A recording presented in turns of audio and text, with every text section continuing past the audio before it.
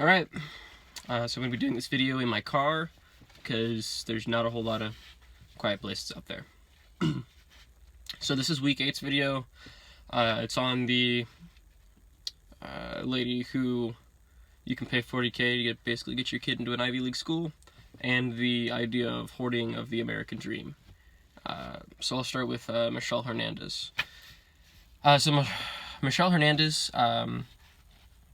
is a consultant that you can pay money, anywhere from 14 to 40K, and she will do some college prep with your kid, but it's a lot more than the average college prep because she can get you into an Ivy League school, basically. She'll tell you what to do, you'll do it, and it'll definitely improve your chances by a lot. She starts off by getting 90 to, she starts out by getting to know the students, via interviews, teachers' comments, school reports, what kind of media they input, and creates about a 40 to 50 page report, which is nuts, because, 40 to 50 pages on anything is quite a bit of information, yet alone, a person, high school student. Anyway, she makes short and long-term plans for the students, from what classes they should be taking to even the things that they should be doing with their downtime. It's definitely a commitment for these kids, for sure. She has a quote: "She can lead kids to water, but she can't necessarily make them drink it." She can tell the kids what to do, but unless they put in the work, it's really not going to benefit them all that much. And she just helps them rise to their own potential, is the way she puts it. She also gets very involved in the essay process, which has caused a little bit of controversy for her. For example, many people think it's fraud. They say she's not just helping, she's doing other things to better these children's chances of getting into these high-ranking schools. And it's also unfair to the people who can't pay $14,000 to $40,000 for this. However, both sides, Michelle Hernandez and her opponents, do agree that you shouldn't have to get into that one place. You shouldn't have that one school where you just have to get into it. There's no other option, right? That's not healthy. And she has gotten 24 out of her 29 past students into the Ivy League. But she does feel like a lot of these parents that come to her are concerned with the name. They kind of view it as a brand recognition thing, almost like a Rolex or Bentley or something like that. They want their student to go to Harvard just because of the name, which isn't necessarily a good thing. Moving on to the hoarding of the American dream. I thought this was a really interesting idea. Obviously, it affects me. I think my family would be considered upper middle class. And it definitely shines a light on it in a new way.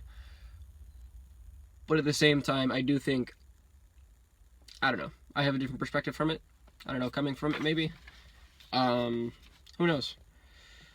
So obviously there are these professors, and people who make a good amount of money. This particular example was the University of Chicago law professor, and he was saying that he can hardly keep afloat on $250K a year, which is a lot of money, for sure. And it's kind of a ridiculous claim to make that you can't live on that much money when a lot of people live pretty good lives on a lot less, right? They make the claim that, taxes for this tax bracket is really expensive, which it is. The cities they live in are very expensive, which they are. Tuition is very expensive, which it is. And children are very expensive, which they are.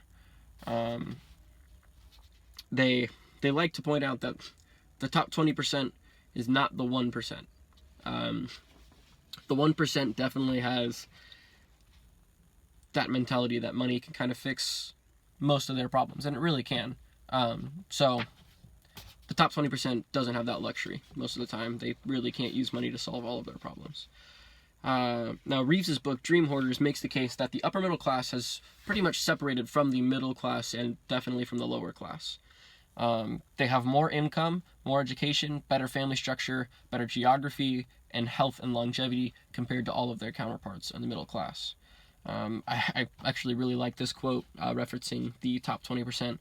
that they are only marginally more likely to smoke a cigarette than hit their kids. I don't know why I thought that was funny. He also makes the claim that America is becoming less class-based, which I thought was interesting, considering his argument. An increase in taxes, he says, is going to hit the 20% harder than it is the 1%, because the 1% can really find ways around it, whereas the 20%, they're not that invested in it, right?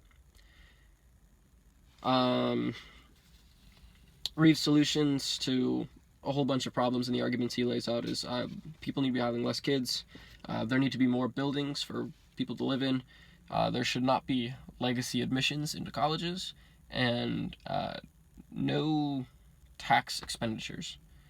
All of this would require the 20% to share the wealth, which is definitely an issue for a lot of people in that socioeconomic class, right? And that's mainly because the 20% hate to hear that they are the elites, when we definitely are. Anyway, this is already a 6-minute, 15-second video. So yeah, that's number 8.